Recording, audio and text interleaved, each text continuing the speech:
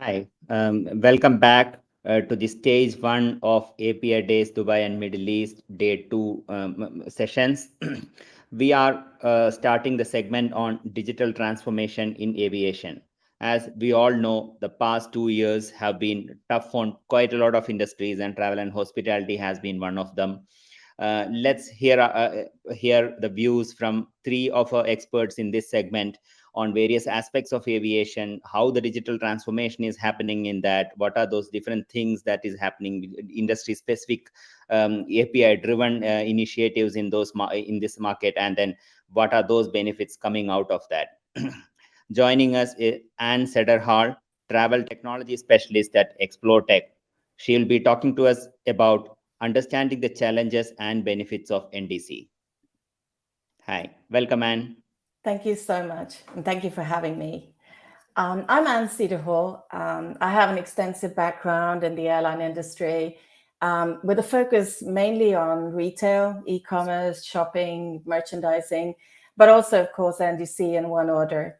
I worked as a consultant for Lufthansa Group for 3 years, implementing all the direct connects for them. I have worked for about 15 plus airlines, and I've also worked for industry players such as ATPCO, Amadeus, and Pros.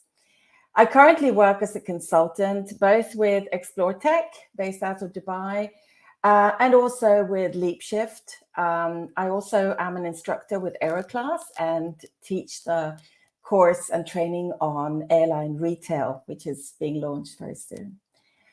A few weeks ago, I attended the Airline Industry Information Payment Summit in London. And Simon he said that 6 years ago, he couldn't even pay to be on a panel or to, nobody in the industry really wanted to speak to Simon about alternative payment methods. It's taken me, I would say, well over 6 years when asking the question, what is the end purpose and the goal of NDC? The airline industry is full of acronyms and buzzwords, and we keep hearing in the industry that we must implement NDC, but we never really discuss the why so much. So today, I'm going to take a stab at explaining the background and the why, and perhaps the why not. I'm going to go through the challenges and the benefits of NDC. I don't have very many slides for this presentation. I just have a summary slide for you to look at on the challenges, and then on the benefits, and then on the main stats. So the airline industry is one of the most traditional and conservative industry. And my personal opinion is that the airlines are very safety focused, and they should be. Safety is what matters most in the airline industry. But it also has a tendency to make them very risk averse and very cautious about just about everything. And now I would say that the best companies or the best airlines that I have seen, and the most successful ones I've seen, are the ones who divide their airlines into an operational unit and then into a business-driven unit. That is typically what works best. So coming back to what is NDC, and I do wish I'd had $1 for every time I've been asked that question, because it's been a few. It stands for New Distribution Capability, and a word of advice, never use the word new. It's been introduced, or it was introduced 10 years ago, as an attempt to modernize communication standards in the airline industry. And the goal was to replace EDIFACT, which had been used since 1986. But EDIFACT is actually still widely used in the industry, and adoption of NDC is still very low. It's approximately under 10%. So what was the reason for introducing a new standard? I would say that the internet changed the airline industry, and the low-cost airlines started selling to the public at scale beginning in 2000. They proved that it was not only possible to lower distribution cost by not using so-called intermediaries. They're also called GDSs, or global distribution systems. But the low-cost airlines also introduced the concept of unbundling and bundling fares, meaning that they started to sell seats and bags separately. And in the past, before the low-cost airlines started to do this, this was always included in the ticket. So if I had a ticket that didn't have a lounge access, there was no way I could buy a lounge, if it wasn't included in my package or whatever. The strategy to unbundle has been hugely successful. Today, the value of selling what the airline industry typically refers to as ancillaries, I personally call it, I can also call it retailing. The value today is 65 billion US dollars, and pre-pandemic, that was 93 billion US dollars. So when the LCCs became so successful in doing this, the network airlines became very challenged. And the first airline to sort of go down the path of introducing bundles, or what they call branded fares, was Air Canada. This was back in 2007.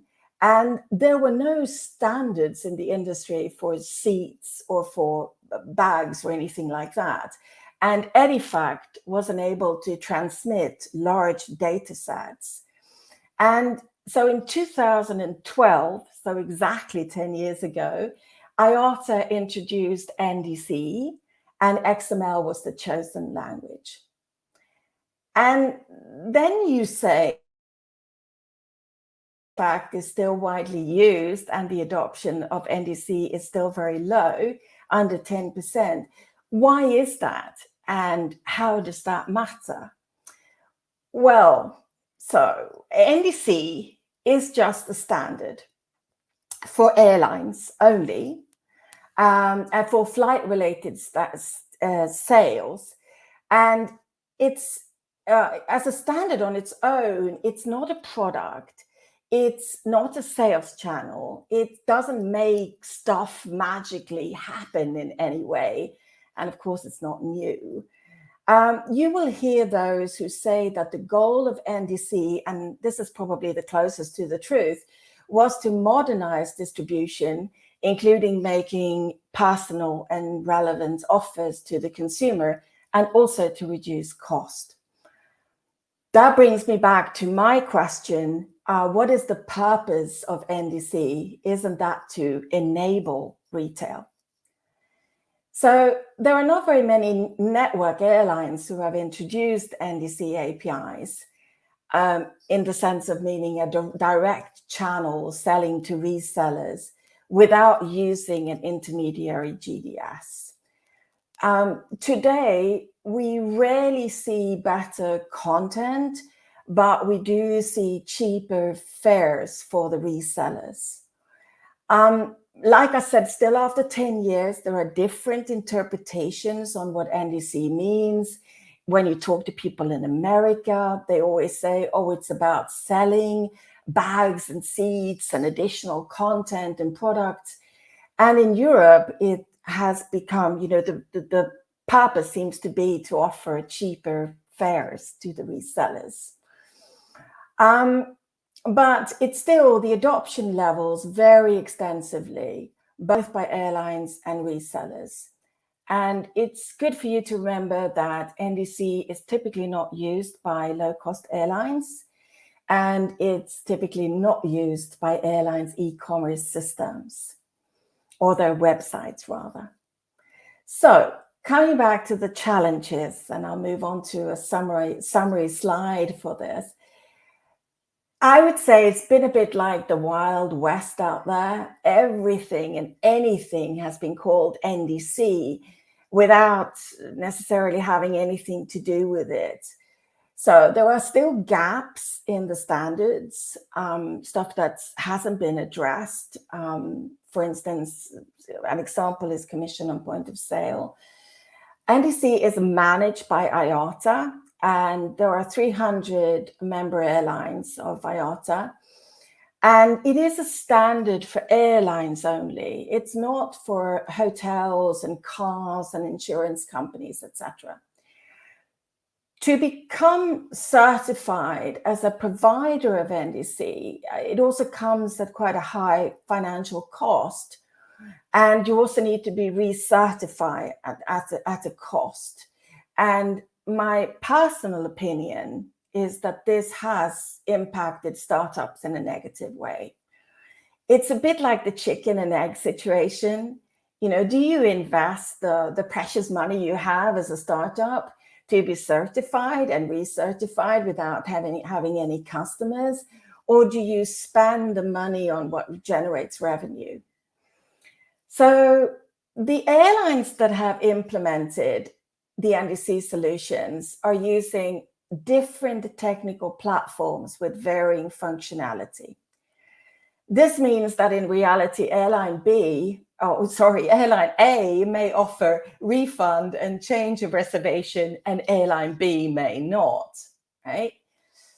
I've yet to see an NDC airline providing significantly better functionality and content in their NDC channel.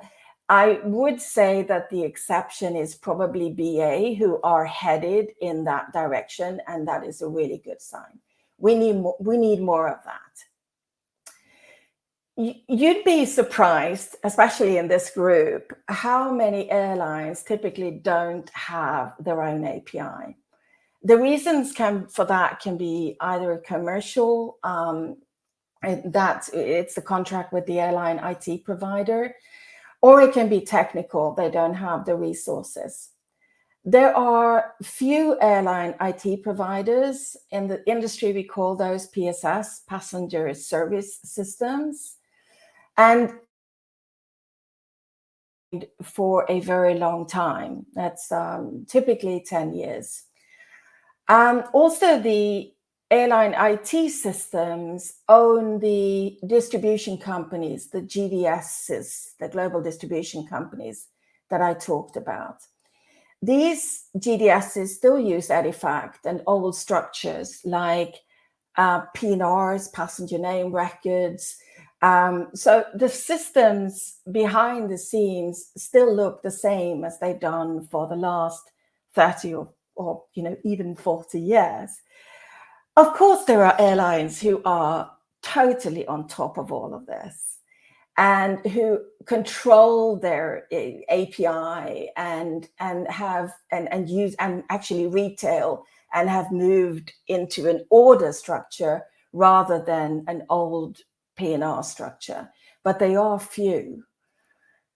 Another interesting fact about this industry to be aware of is that airline data is typically controlled by third parties, such as OAG, ATPICO, and PSS systems, and airlines have to pay in order to use their own data. Another surprising fact is that airline IT systems, the PSSs, provide the e-commerce websites to the airlines. So that means that it's mostly the same tech for everyone. And agile is not really a word that springs to my mind. Whenever there is a community, agility isn't really what's on top of mind. And this is the whole airline digital platform that we talk about. So I'm also talking about the apps, etc. Actually, in a fairly recent study by Dig in Travel, 85% of airlines are unhappy with their websites. So you see there is a great potential here. Airlines know that there is a lot of money on the table, and their way to make money is to expand the offer. Airline profit margins are very low. They are at sort of 3 to 5%. But of course, retail profits are very high. I mean, they range from anywhere from 5 to 40%. And in 2020, believe it or not, 4 airlines in the world, Wizz Air, Spirit, Allegiant, and Viva Airbus, made more than 50% of their net profit from selling ancillaries and other products. But to retail, they need to move into the API landscape and use retailing system based on order management. So is it all about airlines? Of course not. It's about resellers like travel agents too. So a travel agent can, of course, as you know, take many shapes or forms. They can be OTAs, online travel agents. They can be metas. They can be TMC, travel management companies. They can be brick and mortar, but that's actually irrelevant. Regardless of the type of seller, it is not cheap to implement NDC. And this really has to do also with that agents typically rely on the technology provided by the GDSs, and which is also very PNR centric. And in order to manage different content from different sources, they also need to update and modernize their systems. And they need systems to integrate with different APIs. And that's not provided by the GDSs. So same as with the airlines, the technology to use for reservations are very old structures. And to move towards retailing and to modernize selling is expensive for the agents. And they typically hang around and wait for the GDSs to fix the problem. But those who are willing to invest, they will most likely benefit greatly, because they too, same as airlines, need to retail in order to sell better content like hotels, cars, events, and much more. A shocking fact that I wanted to share with you is that travel management companies only book hotels of their corporate customers. Well, these customers probably don't sleep in tents. What this means is that they book outside of the travel agency. So the opportunity to grow revenue for resellers is huge. So I'll just summarize on a slide here what the challenges are, what I just spoke about. So it's the low adoption, it's the gaps in the standards, it's for airlines only, so it's not for all those partners. It is also the cost, and then it is that airlines implement differently, have chosen different platforms. So let's move on to something that is a bit more on the positive side of it, because regardless of what the challenges are, what are the opportunities with NDC? And I'll actually move on to the slide so you can see the summary. Of course, a standard is great to have if you can. It simplifies and reduces cost. In the beginning of NDC, I naively perhaps thought that it would be great if I could, as an airline, say, here is my NDC API, right? It looks exactly the same as any other airline's API. But this hasn't really turned out to be the case. But if we can move towards this, that would be a really, really good thing for the industry. But we can make progress regardless whether there is a common standard or not. So what's much more important is to modernize the technology and use APIs to communicate to improve the customer experience. So listen to this one. 66% of customers are willing to pay for a better customer experience. That is simply amazing. So regardless of using NDC or not, I would say that that APIs in the airline space are up there as to what really matters the most in the airline industry and in the resellers of travel as well.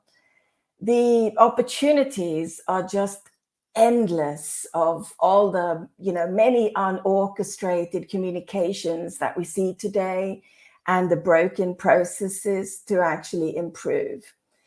There are so many areas that can change for the better. Like, I would like to see airline to airline payments. That's horrendously antiquated. Payments in general, irregular operations. But I could spend, easily 2 hours with you guys to list all the improvement areas and what can be done in this space. But most importantly, the customer expectations have changed today. And that is, I really think, thanks to the pandemic in many ways. So the customers have started asking, why are the airline processes so cumbersome? So my personal belief is that we are at the cusp of transformation. And the opportunities for you guys to develop and improve this industry has never, ever been greater and more exciting. But my word of advice to you is to ask yourself, what is really important? What matters? Isn't it the customer expectation or the customer experience that matters? And don't focus too much on whether it's NDC or not. Remember, it's just the standard, and focus on the goals in general for the customer experience. So those are the benefits I've listed of NDC. And I hope this has given you a picture into this airline area that is so much talked about and has been talked about for 10 years now. So I wish to thank you very much for your time, to take time to listen to this. I put my contact details, fact sheet for you here first before my contact details. To summarize, like I said, 66% are willing to pay for a better experience. 85% of the airlines are unhappy with their website. 10% of corporate customers, only 10% book hotels with a travel management company. 65 billion is the value, and 4 airlines made more than 50% of net profits in 2020. So I'll move on to my contact details, and thank you very, very much. And yeah, thanks a lot for sharing the views, especially highlighting the challenges and the benefits on that FNDC. So, two questions. So, one is you referred to the GDS, right? From my understanding, they are the Amadeus and the Sabres of the world. So, yes, there were only really 4 GDSs, 4 global distribution systems, and that's Amadeus, Sabre, Travelport, and then of course in China there's TravelSky. So why are there no more? I mean, very few players. So these 4, and no, I mean, a lot of industries across the world has seen a huge disruption by way of entry by a new player, a tech-enabled player who uses the latest set of technologies, uses APIs, everything. So why have this industry not seen such a thing? I think that, there are many reasons, but historically it comes down to the airlines being hosted on the same platforms. And like I mentioned, these platforms actually own the distribution chain as well. So, they own all of it. And to move towards an arena like we've talked about with APIs and direct communication is proving quite challenging in an industry that is not, that doesn't make that much money. So, as I mentioned, profit margins are low for airlines, approximately between 3 to 5%. So it's expensive to make new moves. Right. So, so I add on to that. So this IATA brings together all the airlines, right? I mean, probably the low cost, barring the low cost guy, right? No, they don't. There are approximately in the world, it depends on how you look at it, but let's say there's 800 airlines in the world. The IATA members are 300. So typically the low cost airlines are not IATA members. Okay, right. But can't IATA bring out, are there anything compelling IATA not to bring out any, a specific deadline towards an NDC implementation or taking the lead in terms of bringing in standards? Yes, IATA, like the industry bodies, typically, historically, have always been for standards. I mean, ATPICO, another industry body, is also working for the common industry standards for the industry to communicate in one way, right? So I guess that, the hope is always that they take the lead and then more will follow.